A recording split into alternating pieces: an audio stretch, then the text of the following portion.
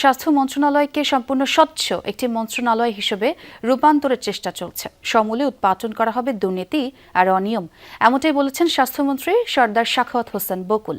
সকালে নিজ নির্বাচনী এলাকা নরসিংদীর মনোহরদীতে সর্বসাধারণের সাথে মত বিনিময় করেন তিনি।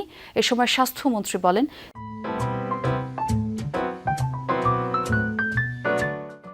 চিকিৎসা সেবা জনগণের দোরগোড়ায় পৌঁছে দেওয়া হবে, আর যেন কোনো রোগী বা তাদের স্বজনকে ডাক্তারদের পেছনে ঘুরতে না হয় সেই ব্যবস্থাই করা হবে।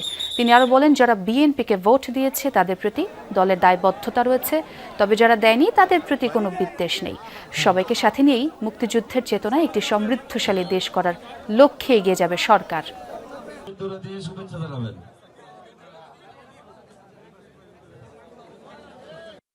দুর্নীতিমুক্ত ভাবে মন্ত্রণালয়কে গড়ে তোলা এবং সিন্ডিকেট মুক্ত একটি স্বাস্থ্য মন্ত্রণালয় গড়ে তোলা আমাদের প্রধান লক্ষ্য, এবং এর মাধ্যমে জনগণের গোড় দৌড়ে আমরা যে সেবাটা, চিকিৎসা সেবা আমরা পৌঁছে দেওয়া বদ্ধপরিকর।